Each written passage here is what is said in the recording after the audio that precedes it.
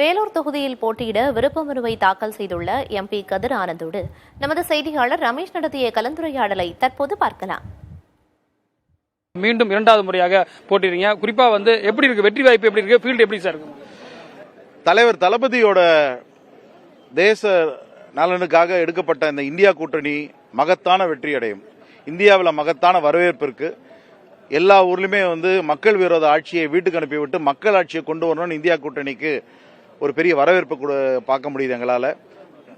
தமிழ்நாட்டை பொறுத்த வரைக்கும் திமுக கூட்டணி தான் இன்னைக்கு மகத்தான வெற்றி அடையும். இதில் எந்த ஐயப்பாடும் கிடையாது. இந்த முறை பிஜேபி சார்பாக ஏசி சண்முகம் வேலூர்ல போட்டியிட்டதா சொல்லப்படுகிறது. எப்படி இருக்கும் சார் போட்டி உங்களுக்கு? எதிரி யார் என்னன்றதெல்லாம் திமுகவுக்கு தெரியாது. திமுகவுக்கு எப்பவுமே செய்திருக்கக்கூடிய திட்டங்களும் கொடுக்கக்கூடிய தேர்தல் வாக்குறுதியை நிறைவேற்றுவதில் தான் கண்ணும் கருத்துமாக இருப்போம். அதனால நாங்கள் செய்யக்கூடிய பணிகளை மேற்கொண்டு தான் நாங்கள் வாக்குகளை கேட்கிற மொழிய எதிரி எப்பேற்பட்டவராக இருந்தாலும் எங்களுக்கு கவலை கிடையாது. யார் எதிரியா இருந்தாலும் அது திமுக வென்று காட்டும். உதான் திட்டத்தில் வேலூர் ஏர்போர்ட்டுக்கான திட்டங்கள் எந்த அளவுக்கு இருக்கு சார்?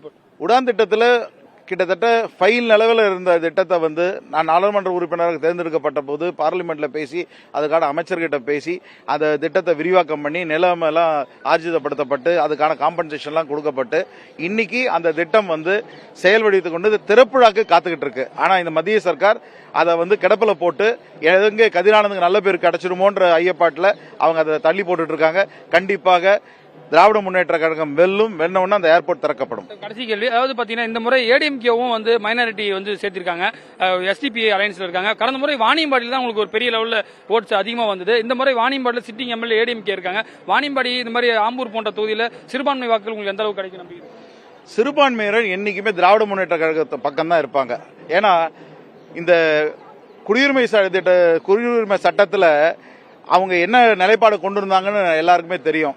அன்னைக்கு பாராளுமன்றத்தில் அண்ணா திராவிட முன்னேற்ற கழக உறுப்பினர் பேசினதெல்லாம் பதிவீடுல இருக்கு. அவைகளெல்லாம் போட்டு பாத்தீங்கன்னா எப்படி இவங்களோட டபுள் கேம் ஆடுறாங்க ஏடிஎம்கேன்றது வெட்ட வெளிச்சமா தெரியும். இன்னைக்கு தேர்தலுக்காக ஒரு வேஷம் கட்டுறாங்க, தேர்தலுக்கு பின்பு ஒரு வேஷம் கட்டுவாங்க. இவைகளெல்லாம் மக்கள் மத்தியில் எடுபடாது. சிறுபான்மையர் கண்டிப்பாக என்றுமே திராவிட முன்னேற்ற கழகத்தின் தோழர்களாக தான் இருப்பார்கள். வெற்றி வாய்ப்பு கூடும்.